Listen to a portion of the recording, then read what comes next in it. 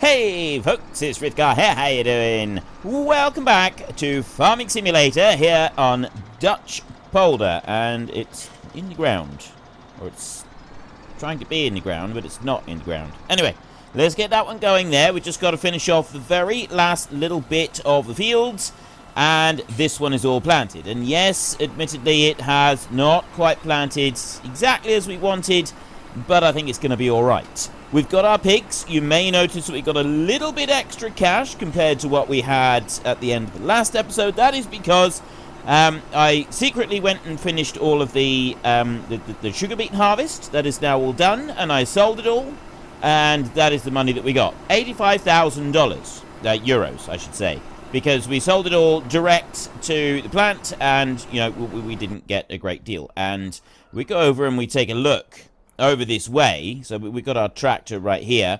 We'll run over this way, and there is our sugar beet field. It's not that one, it's the one all the way down here. So while I'm running down here to have a look at our freshly harvested sugar beet field, my question for this week is, where do you want us to spend the next 4-week session? We are at the beginning of week 3.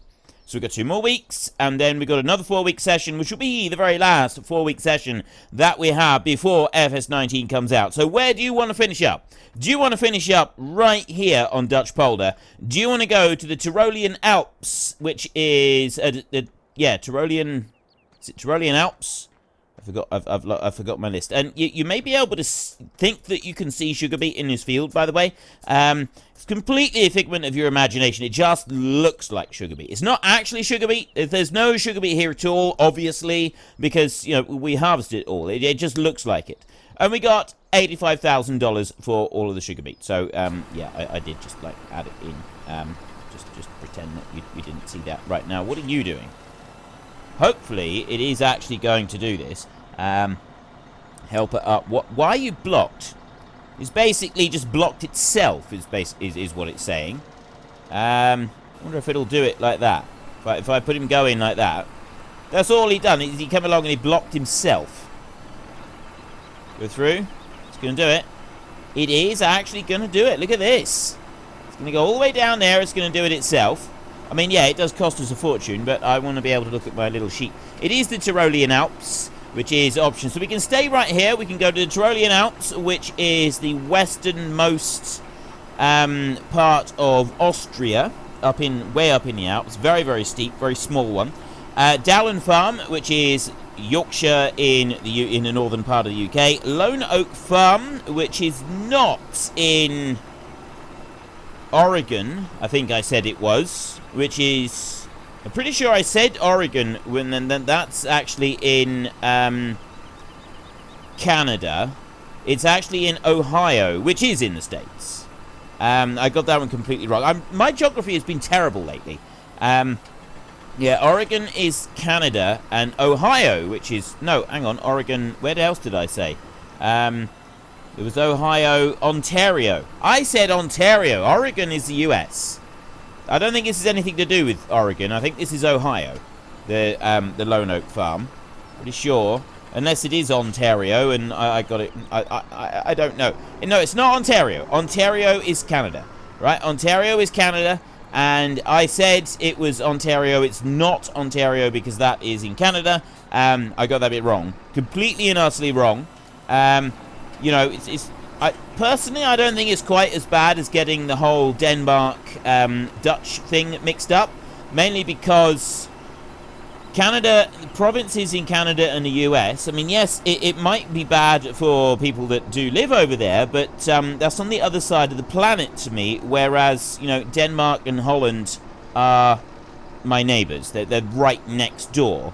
Denmark, the Netherlands, all of that. So really, I should know what is happening 500 miles away from me, and I should have a better grasp of the whole geography of it than I do of something that's happened much further away. But I do apologise for getting the whole Oregon, Ohio, no, I don't want to do that. Oregon, Ohio, and Ontario thing all muddled and confused, because it's Ontario. Ontario is Canada, and this one is in Oregon, in the US, and I don't think Ohio comes into it at all. It's Oregon in the US, and it's not Ontario, which is Canada. So I did get that wrong, having only just given a grovelling apology for getting the whole issue with, you know, Denmark and Dutch bacon and Danish bacon here, and that was particularly bad. So anyway, that's another option. Well, we got Shamrock Valley, which is based in Ireland. So, to recap, after that long burbling sort of apology, stay on Dutch Polder, right here. We can go to the Tyrolean Alps, which is western Austria, right up in the Alps. We got Dowland Farm, Northern England. We got Shamrock Valley in Southern Ireland. Or we got Lone Oak Farm, which is in Oregon in the US, in the States, not Ontario in Canada. It's your vote. It's your game. Head into the comment section down below. Let us know which one you want and why. And of course, don't forget to actually cast your vote in the top right-hand corner. And I am trying to influence this. Also, I will just say, hang on, I'll tell you what I will do. I'll work and talk. So we want to plant field 2 here with wheat. We've planted that one out. But I also want to get some fields planted with corn, because pigs need corn.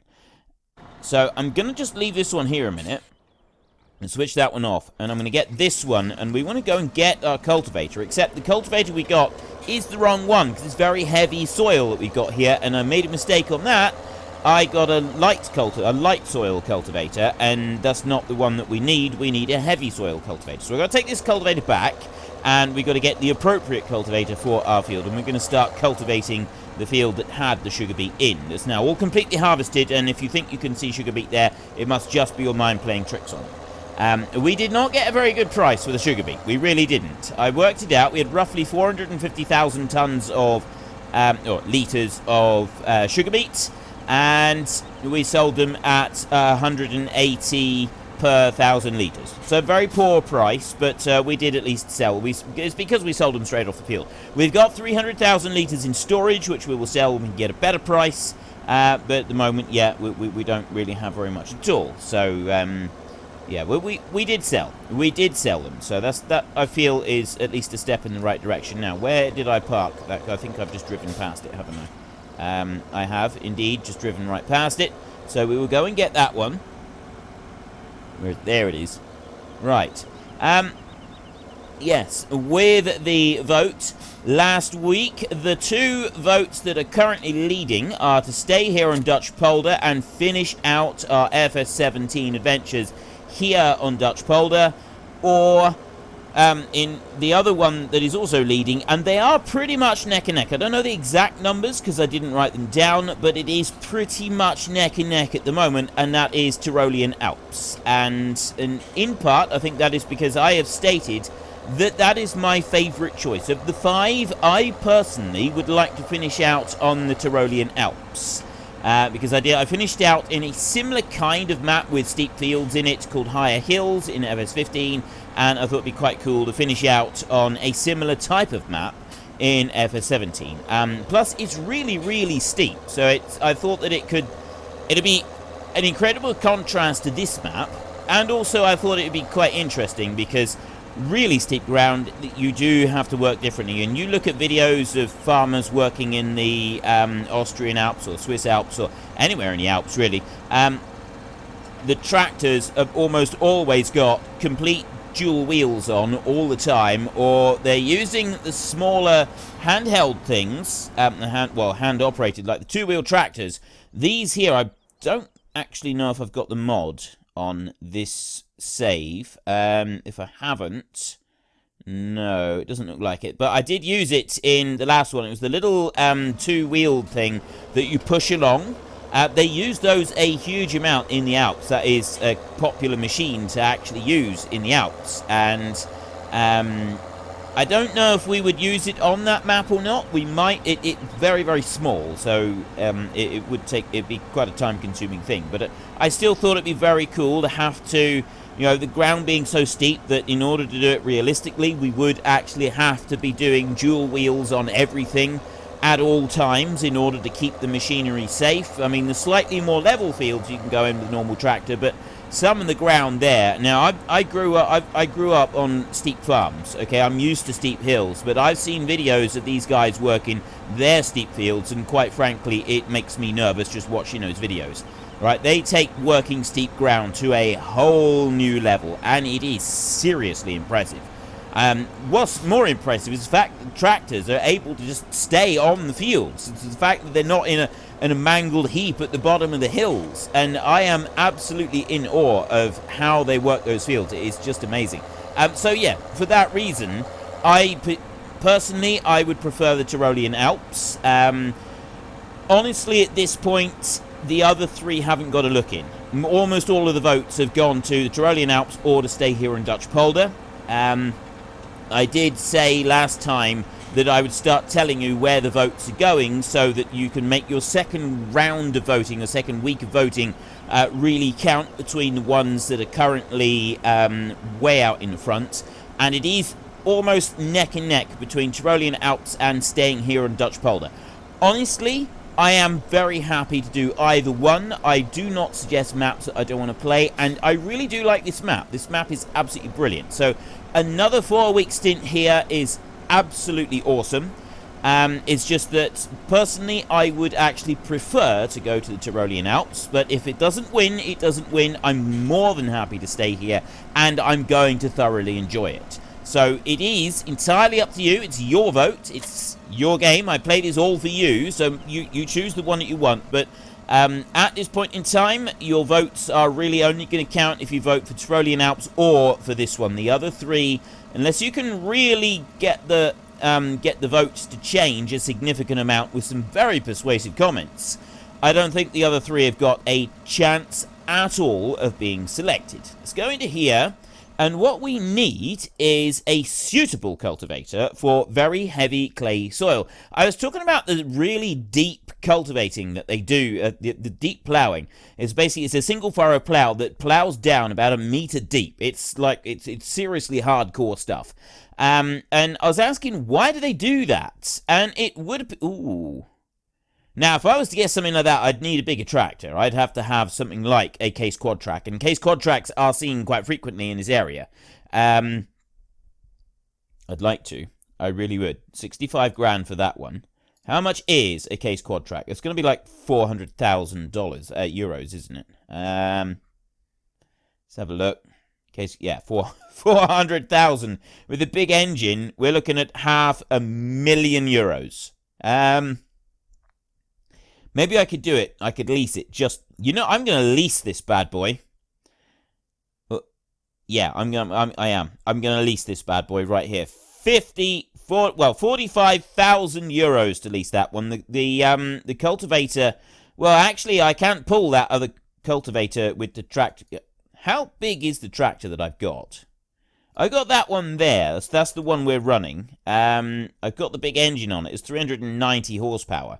It might be able to pull it, but I'd seriously doubt it, because that is a very big cultivator. That one there, it would be able to do it. 360 horsepower, we'd be able to pull that, and it would be suitable. But this one here, that ain't going to happen.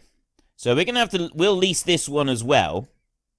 There. We're talking a 50 grand lease for this. And then we'll buy that one. Why is that one more? This one here is a really long one, 12 meter wide. That one's 12.2. It's a little bit wider. It's shorter though, but it costs 15 grand more. Quite sure why it costs more, but still. There we go. Come back out of here and switch you off, and we'll turn those beacons off. There. Help if I, press the right buttons. There we go. And now we come over to this one. Look at that. Oh, that is a monster. It's a monster setup. The whole thing is just huge. Right, let's back up onto there. This is going to be fun. Right, there's no two ways about it. This is going to be fun. I'm just going to leave that there a second, and we're just going to skip over to this one very quickly, and we're going to start planting on here. I'm hoping I'm able to get round the outside round with the seed that we've got, and then I'm not going to have to worry about filling it back up the seed. And then we will use the hired help to go around and do one more round. And we're going to plant this here. We're going to put wheat in here for the autumn. And then in the spring, we're going to plant corn over where the sugar beet field is. We can get it cultivated now before winter. And then we'll be able to do the planting later on. The pigs are fairly happy. We'll be buying feed for them through the winter, and I don't think that's going to be much of that's not going to be a particular hardship buying in feed for them. I think we'll be able to cope with that. And then yeah, because we've got the mixed feed that's already there in the silo, so we're not going to have to mess around with it too much. It's going to be nice and simple. We'll be able to just run straight through. Now, I'm pretty sure I was in the middle of saying something, and then I got distracted down at the dealership, and I cannot for the life of me remember what I was trying to say. What on earth was I starting? I started on something. I was going to say something, and then I got squirreled again. I always do this. It'll come back to me. It'll eventually come back to me. Anyway, so we want to carry on round here and get this one all planted right on round there. I'm hoping that the second round, the AI will cope with it. I do this a lot with whatever I'm doing. It doesn't sort of matter what the map is. I'll manually go around the outside, and very often for like the time-lapse series, I'll do this, but I'll do 3 times around the outside. I do that myself, and then I'll start doing it with the hired help, just moving up and down. I don't even use the AI vehicle extension. And you don't own this field. Are we going to get that all the way along here? I think we are. So what I'll do is I'm going to go right the way over this side and go in the opposite direction, and hopefully that's going to allow us to plant this outside round. If we can get the outside round done, if we can get that one planted, it should be all right after that. It's only the outside round that we generally have problems with. So bring that one in round there, and I really hope that they it's something to do with the way that you've got to set shapes on the map in order to be able to put stuff down. And if you, yeah, you basically, you've got to have a lot of shapes on the map in order to be able to set the boundaries of the field. And the more off of completely square it is, the more difficult it is to set those shapes for the edges of the fields. And the more of them you have, the more problems you can have with the map, so you want to limit them. I'm not really sure. It's a very complex process. I'm just hoping that with FS19, the actual process of defining boundaries of fields for map creators becomes just a little bit easier, so that we don't get these messages coming up saying you don't own this field. Because it's the you don't own the field thing is probably my biggest irritation of FS17. You know, so many different things that are absolutely wonderful with the game, and when you get onto a map and all you've got is this constant message spamming up, you don't own this field, it can really sort of like suck enjoyment out of the game, and it can genuinely spoil the experience. And so I really, really, really hope that there is something that is going to be able to sort of just address this in the creation process, so that map creators aren't sort of plagued with this problem when they're trying to create new maps. And it's going to be, I mean, if that's the case, if there is something there that's going to stop this being such an issue, it's going to be better for everybody, right? Because invariably, if you get that, and especially with maps that got lots of small fields, do you remember the Gorala map that we played? That one has got it really bad in that one. And it's not the fault of the map creators. It's to do with the way I was told this, because I thought, oh, the map creators are doing something wrong. But no, it's not. Apparently, it's to do with the way that the field creation works, and it's nigh on impossible to not have that at all. And so, if this is like if the creation process has changed slightly in FS19, and thus able to make it so the map creators not having to push out maps that have got this, it's going to be better for everybody, because if you get onto a map and you don't have that, you're far more likely to upvote the map. If you go on a map and every time you buy a new field and you try to do some work around the edge, you get that message right there coming up, and I'm the other side of the road here and I'm still getting that I don't own this field. Right? It gets frustrating. It really does. I honestly didn't think that I'd get it from here. That's why I started over in that corner. So I'll just go back over this bit going in this direction, and then it should be alright. It frustrates, and so you're more likely to grade the map lower. You're more likely to mark it down when you go along and you give the map the star rating. When you go onto the website and you give the map the star rating, you're more likely to mark it down. And that's bad for the map creator. That doesn't encourage map creators, because if the map creator, I believe with any mods, if they've averaged 4 stars or higher after 1 year, they do actually get, because they get paid per download. They actually earn a little bit of money per download, which is absolutely wonderful. Giants are giving them a little bit of money per download. If the rating of their mod is rated by the community above 4 stars, as far as I know, they get a bonus. It's after a year. After it's been there for a year, might be less than that now because of FS17 coming out. They actually get a bonus. They get a financial bonus for having a really good quality mod that is highly thought of by the community in general.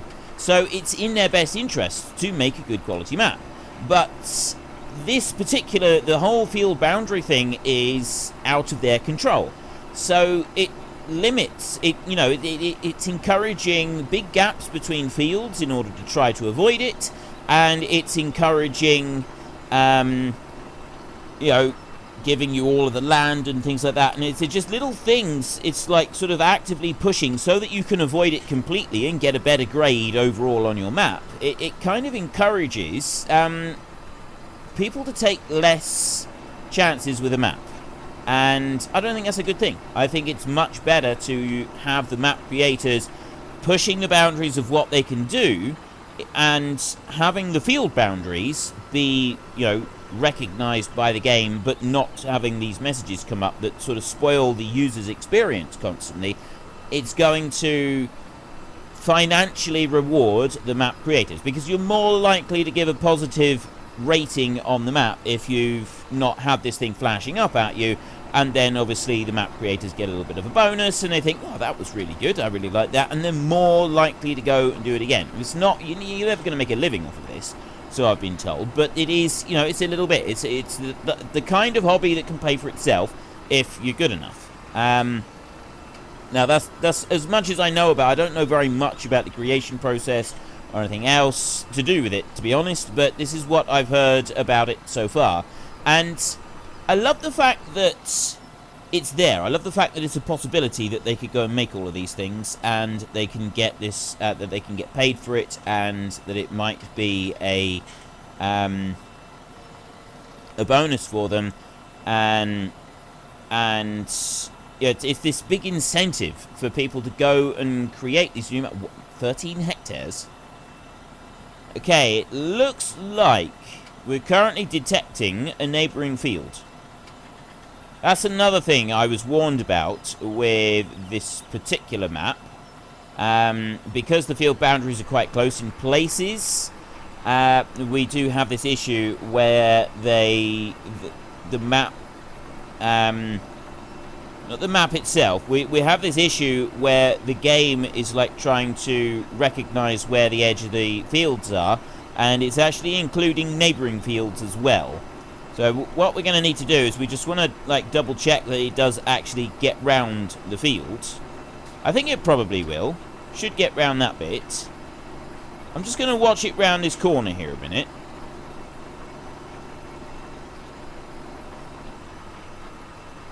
Is it going to do it? Is it going to stop before it gets to the post?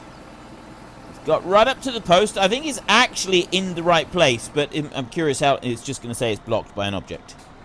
I thought maybe it would not do the block by an object. I thought maybe it would just go a little bit further and then it would stop. I'd say we only need 3 times around the outside. The big question, of course, is what's it going to do Well, first of all, up on this corner. It should be alright up on this corner. I'm hoping it is. I can just drop that one down there. The main question is, what is it going to do when it gets over to that field? Is it going to cross over the bit that we've already planted and carry on and try and do the next field as well? Or is it going to stay now inside the boundary that I've created by manually driving around the edge of the field and just plant the stuff inside that? Sometimes it does, sometimes it doesn't. It does sort of do strange things. So it's coming round there. It actually went round that corner rather beautifully. Swung out a little bit so that it would keep the trailed implement going where we wanted it to go. And carried on absolutely perfectly. I think that we do actually have field 8 included on this. What's it going to do? Is it going to recognize it as... Even though it's decided that it is the same field, is it going to stop now? No, it's not. It's going to try and carry on into field 8. So it wants to do that. Right, I'm going to have to stop that one a minute then. And I'm going to need to manually drive up over here. Of course, then the next big question is, will it allow me, once I've done another round or two, what's it going to do then? Is it going to try and go off planting other things, or what? Let me start it on here again. You should... Don't be daft. Just run alongside the line that you've already got there. That's what I want you to do. Right, at the moment, it's running alongside the line. Now we come up to the next field boundary. Is it going to just stop right here and then back up and turn, or is it going to try and carry on? It's going to try and carry on by the look of it. You don't own this field. Have you recognized yet that you don't actually own this field? Nope. Haven't recognized anything at the moment. It's going to end up completely crashing the game at this rate if it keeps trying to do that. Alright, we'll bring it back over this way and we'll run it down this side here. I'm confident that it will run down this side. And once we've done twice around the field, I'm hoping that it will allow me to then just start running up and down the field, and it will turn inside the area that we've planted. We'll see. I'll let that one go there. What we're going to do is we actually want to get a move on. We want to start moving with this one. This one's on lease. We've hired this one. Look at this monster of a cultivator. This is absolutely monstrously huge cultivator. This is going to be awesome. So take this one here, and we're going to get this one down to the field. And yes, we are leasing it. I know, it's a rather expensive way to do things, but we don't actually have the money to go... I know we turned up with €1 million, okay? €1 million is a lot of money. It's not to be sniffed at. But we don't... Even though we've got €1 million, we can't afford to go and throw half of that. €500,000... just chuck it out the window on a whim just because we want the fancy tractor. So we can't actually afford to do that. So we're going to be doing one cultivation with this beautiful cultivator, and then we're going to go and buy the slightly smaller one that is able to be pulled along by the fence. And that I'd be quite happy with that. So let's just bring you in round here. And let's get this one up to the field, and then we can actually start doing some cultivating. Just a quick update, it has actually turned on the final corner without any problems whatsoever. So I'm still going to keep an eye on it, and I'm going to try and get it to go round a third time. So we've got 3 full turns around the field. I'm hoping it will be able to cope with that, but I'll just let that one carry on now doing its stuff. Now, of course, we've got the whole battle with the you don't own this field. I'm going to keep it back slightly from the edge of the field there. Just so, and I can't remember, I think we had to go in this direction. I think that was the best one. That was what it ended up being. So let's bring you in here and start unfolding it. And look at the size of this cultivator. It is absolutely amazing. I love this thing. There we go. That one comes all the way out like that. And the wheels turn as well. Lifts the wheels right up. So then everything is on the rollers at the back. Plus you've got a couple of wheels at the front.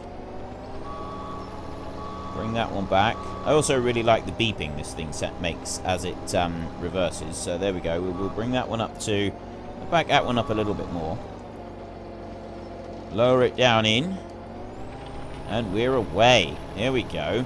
Right, we can stay back slightly from the edge of the field. And what I'm thinking with this is once around the edge should be enough. I can use standard hired help after that. I may not even need to use standard hired help. I might be able to do this with the other hired help. If I go Control H like that, I do have AI vehicle extension on this one. I don't know why I didn't have it available on the Ropers, because a lot of people thought that I should have had it available on the Roper. But no, the alternative helper did not seem to be available on that one, and I'm not entirely sure why. Right, I want to be going that way round. So let's press H a minute, and we'll just see if it's going to be able to handle this field. Because we've already got a little cultivated strip right the way around the edge of the field, and that should, in theory, help it to go all the way around. And I also really like the fact that the crop destruction is now off, because we've got the hired help. And I might go and physically turn the crop destruction off. I said last week that I thought crop destruction was... I think I may have actually mentioned it in a video last week as well. But I thought crop destruction on was part of seasons. It's not part of seasons. It's the withering thing. If you look here, plant growth is off and plant withering is on, and you can't change those. That's the bit with seasons. Crop destruction is still on the crop destruction mod. It's nothing whatsoever to do with seasons. So that's just me having it on. I normally have that switched off because I don't think it's particularly realistic. Well, some of it I don't think is realistic, but also it's just tiresome because if you're using hired help, the combine is the wrong way. You've got to constantly jump between the two. You've got to get into the combine to back it out of the crop, and you wouldn't do that if you were combining in real life. You'd combine in strips so that the auger was always on the outside, and just little details like that which aren't available to do in game when you're trying to make it all work correctly. Now, this is where it is going to struggle, so I'm going to do this manually. Tell you what, there is one thing I want to do first. I want to go and see how we're doing over here. Oh, I see. We've only come up to this bit. Yes, there was a few corners over there, wasn't there? So he's going to go on round here. It's the next corner. He'll go round this one without any problem. It's how he copes with the next bit. So if I quickly go back over here, and I can just start trying to bring this one through and do this bit here. Actually, that's actually worked. It's gone right the way through. I mean, I've got a little bit of a I don't own this field message, but not very much. It's a job to tell where it's going to turn up or not. I know that we've got, like, we do have this corner here, which it is going to cause me problems, and yeah, it's a bit difficult to maneuver this thing with the whole articulated steering and everything else about it, and because it's just monstrously huge, but I'm confident we can do it. So let's bring that one back into there. I'm definitely going to have the message coming up there. Let's go over now and see how we're doing. We've come over to here, and you're going in completely the wrong direction. Coming over there. Right, it was going to turn round and get hung up on that gate and then stop. So we don't really want it to do that. So we'll bring this one out here. This is going to be 3 times along the top here, and I am hoping that I don't actually need to do anymore. I'll bring this one along here and just let it do that. It might get to the other end and turn okay. I'm not really sure. I suppose an extra turn along the bottom probably wouldn't hurt because it's going to allow it to turn properly when we do want to get there. The autumn planting, I'd like to see if it will extend into winter, and we can also carry on with this planting in winter. I know that it will do it sort of slowly, but I'm not sure quite how well it will do. I think maybe the first day of winter it will do some planting. I'm just Not quite sure at the moment. Now, are you going to stop? You've come to the end there. You're going to be difficult about this, aren't you? Right. Well, if you're going to be difficult, I'll bring you back round that way. Over to there. And I'll bring you over to there. And then I'll press H again. And you should be on your way. Right. He is on his merry. I don't own this field. I kind of guessed that, to be honest. Carry on forward. How much of this field do we... Oh. Okay, we actually got most of that in on that piece.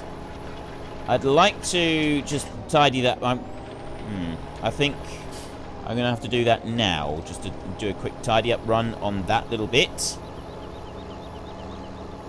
Try and bring that one round there. And all I want to do is just get that little bit there tidied up. Like that. Oh! Deep ploughing! That's what I started talking about, wasn't it? Yes, it's deep ploughing. I was saying about how they use these single furrow ploughs, and they stick them on a case quad track, or a similar one. Sometimes they even have two of them going along. And it's a metre deep. This single plough is a metre deep. And so they plough super, super deep. And they do this every, it can be 5 to 10 years. And they go along and they plough really, really deep. And I've found out, there's a few people said in the comment section, it's in order to bring up the way that the land here is. You've got to do it every so often because it brings up minerals from really, really deep down and brings it up into the top, into the surface layers. And it's the only way to really do that. Other farms, obviously, it works a bit differently. But because everything is so flat here, it kind of affects the way that the minerals interact with the soil and where they go and where they sort of end up resting. And so that's what they do. They do this in order to bring up the really, really deep soil.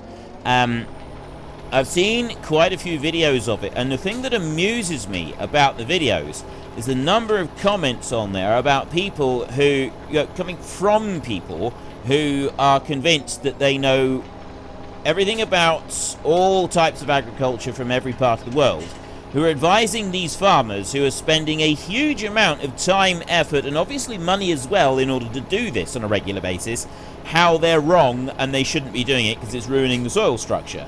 And that's the bit that always makes me laugh with those videos. You can watch, I think Track Spotter actually had a few of these videos where they're doing the deep ploughing, and the number of videos on there, the number of comments coming from people that are convinced that this is just destroying the soil is quite remarkable. It really is. And that's one thing that I've learned is just because it's not right for where you are, don't ever assume that it's not right for somewhere else. Making those kinds of assumptions is always, you're going to go wrong right from the... You start making assumptions and things is always going to go wrong. Never assume anything. I know I try to do that with just about everything in life, is making any kinds of assumptions generally ends up going badly. And if you can not make assumptions, you'll often find that things will work out a lot better. And it's just a remarkable thing. Always go into a situation, try to go into a situation with an open mind. It is difficult sometimes. You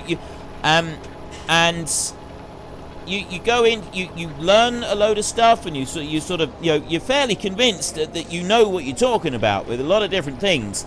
And so you go into a situation quite convinced that you do actually know what you're talking about, and it's a difficult thing to, first of all, admit that you might be wrong, but it's a much more difficult thing to sort of admit to yourself, well, actually, I don't know anything about this whatsoever. I thought that I did. Turns out that I was wrong.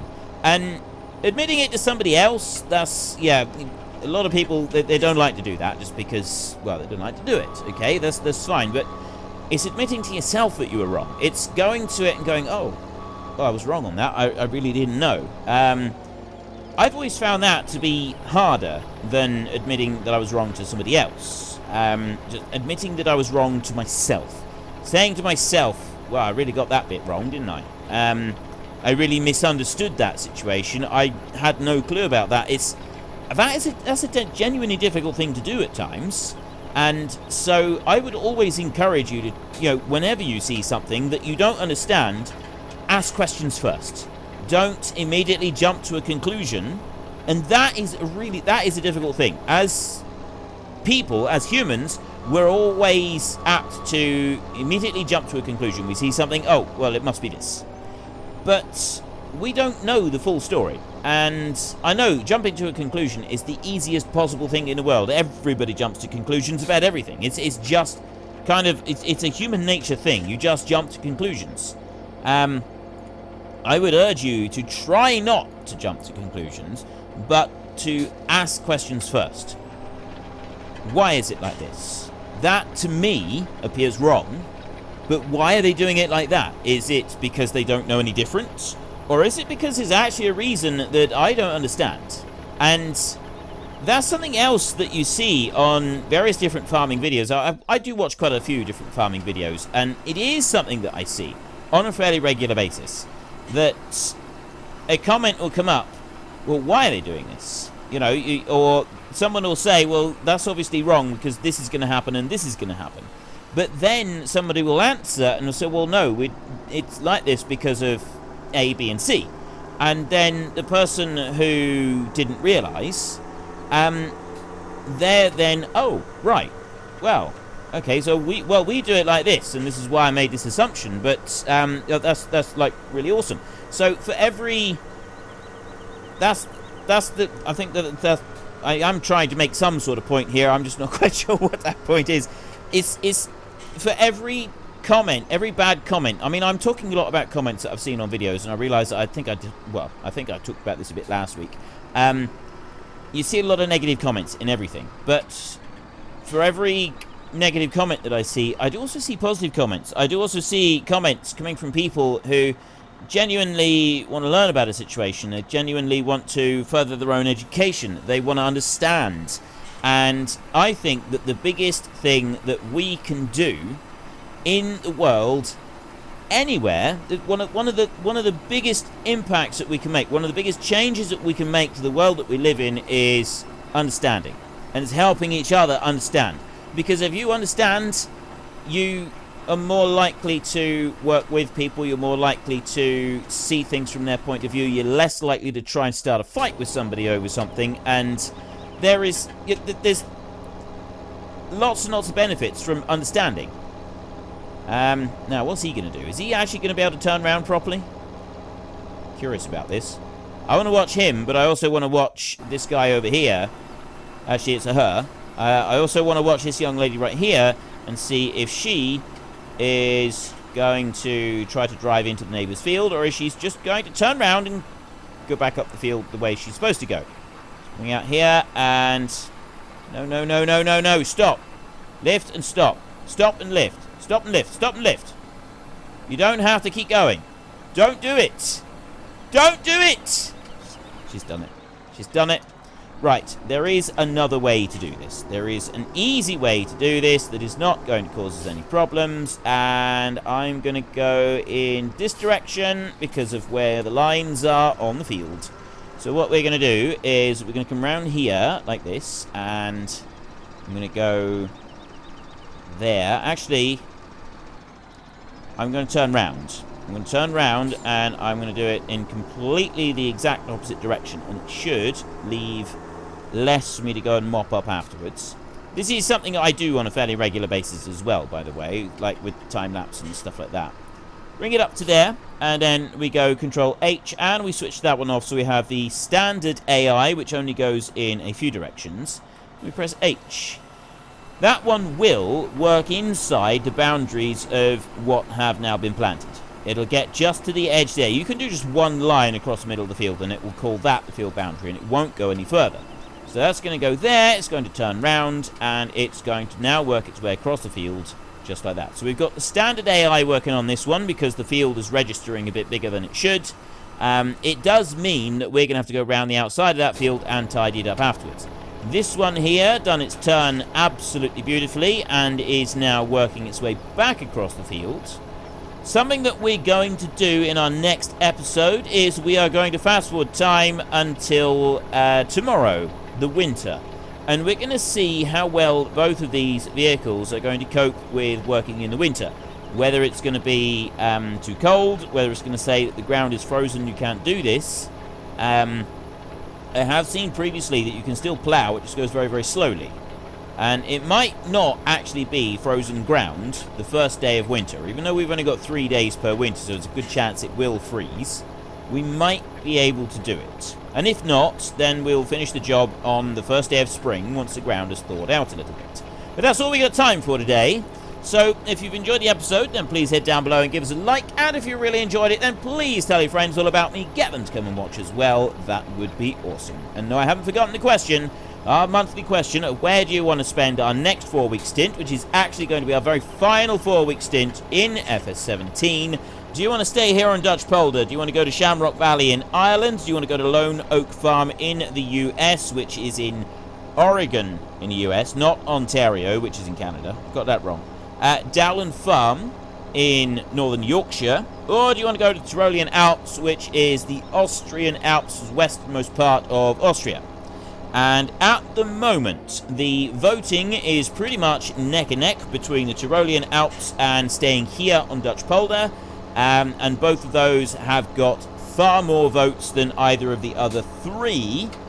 And my personal preference is for the Tyrolean Alps. It's a small farm with a lot of steep land. I think it could be very interesting and produce a remarkable contrast to what we're experiencing here on this map. But as always, it's your vote, it's your game. So get into the comment section down below, let us know which one you want and why, and make sure you actually cast your vote in the top right hand corner, voting for the one that you would like to see me play.